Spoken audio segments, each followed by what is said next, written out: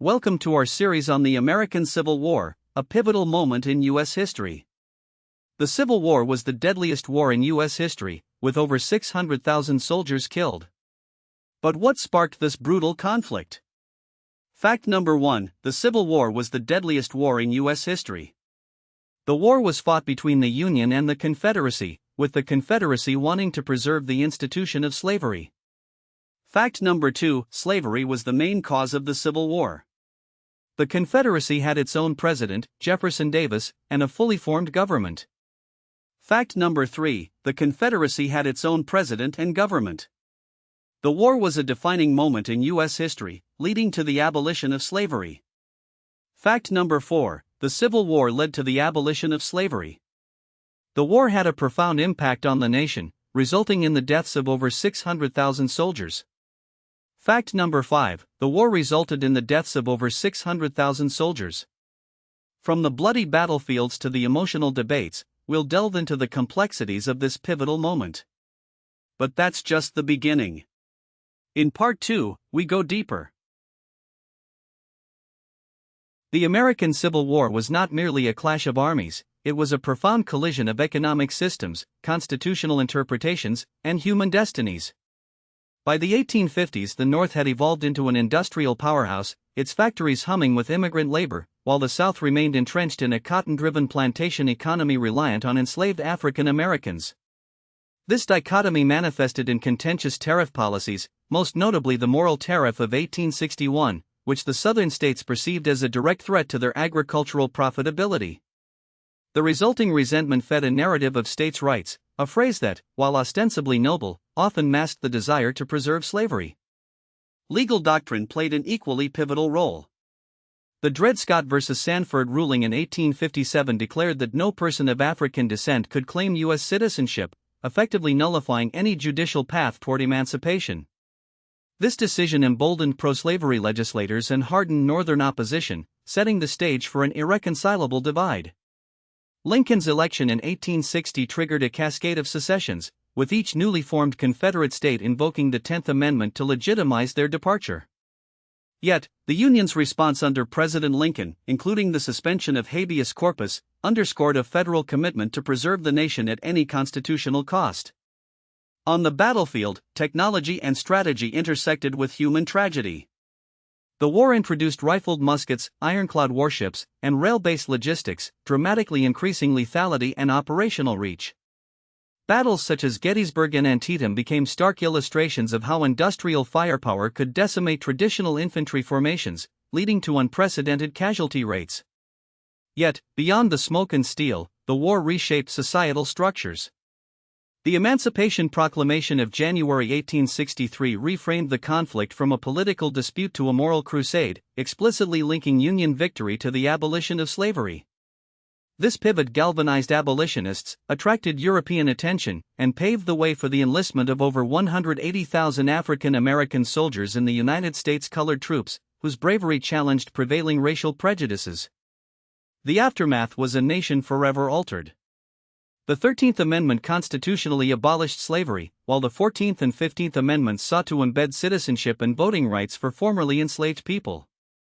Economically, the South faced Reconstruction's uneven reconstruction, its infrastructure in ruins and its labor system transformed. Politically, the war's legacy persisted through Jim Crow laws and the lingering sectionalism that would echo into the 20th century. Understanding these layers, economic incentives, legal battles, technological advancements, and human sacrifice reveals why the Civil War remains a defining crucible in American identity. In Part 3, we uncover what mainstream sources won't tell you. Imagine a war that seems simple, a clash over slavery and the rights of states. Yet beneath the obvious lies a tangled web of secrets that only the bold dare uncover. In the first act of our saga, we stumble upon a hidden economic engine. Northern financiers, far from altruistic heroes, had already placed their stakes on rails and rifles. Their profits hinged on a drawn-out conflict, turning human tragedy into a ledger of gold. As the drums of war echoed, another shadow moved across the Atlantic. British merchants, smelling opportunity, slipped contraband to Confederate ports, while French diplomats whispered promises of support to Union commanders. Neither side knew they were pawns in a larger game, where European powers coveted a fractured America to keep its markets pliable. This hidden alliance fed weapons, ammunition, and even strategic intelligence, ensuring that the battlefield never quieted. But the most astonishing twist comes after the final cannon fell silent. Victory did not simply restore the Union, it reshaped the very land that had once fed the South. Federal troops marched onto reclaimed plantations, converting fertile fields into military installations and railway corridors. These new arteries, once symbols of oppression, became the lifelines of a modern America, yet they also planted the seeds of future discord. The South, stripped of its ancestral soil, nurtured a lingering bitterness that would later blossom into civil rights struggles and cultural rifts. Each revelation peels back a layer, exposing how the war's true narrative is a collage of hidden motives, foreign meddling, and unexpected outcomes. By the end of this episode, the familiar story of brother against brother morphs into a cryptic puzzle, where every piece forces us to ask, who really won, and at what hidden cost? Stay glued, because the next chapter will turn everything you believed on its head, exposing the final secret that reshaped a nation forever.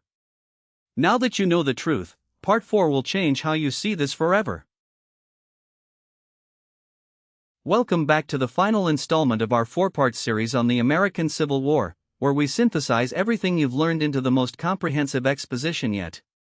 In the first 3 videos we traced the ideological tug-of-war between abolitionists and secessionists, dissected the political compromises that kept the nation on a razor's edge, and examined the battlefield innovations that turned a regional clash into a modern war. Now, in Part 4, we connect those threads, unpack the war's human toll, and probe the scholarly disputes that still animate historians today. The origins of the conflict are inseparable from the institution of slavery, a system that underpinned the Southern economy and defined its social hierarchy. The Missouri Compromise of 1820, the Compromise of 1850, and the Kansas-Nebraska Act each attempted to appease opposing factions, but each compromise sowed new grievances, culminating in the Dred Scott decision that stripped African American residents of any claim to citizenship.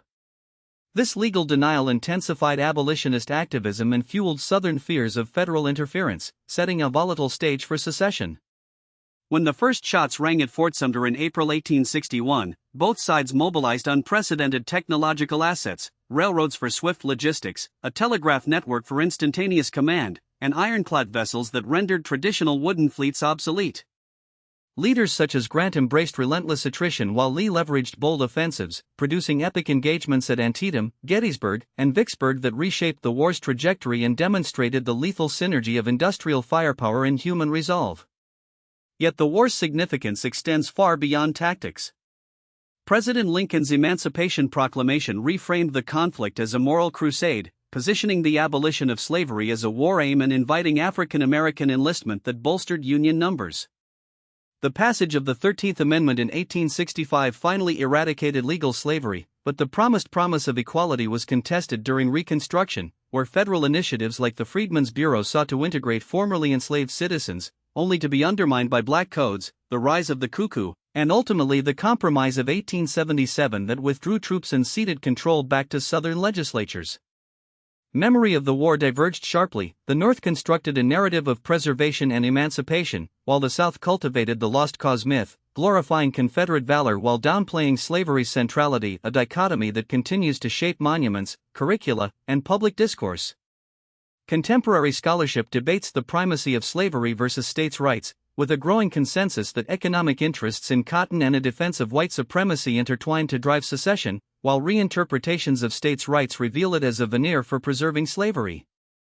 This scholarship informs today's conversations on federal authority, civil rights, and the responsibilities of societies to confront painful histories.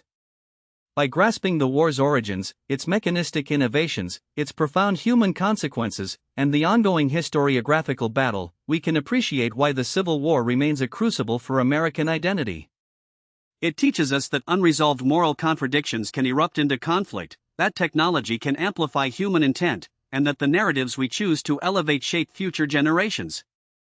If this series gave you value, subscribe. More deep dives coming every week.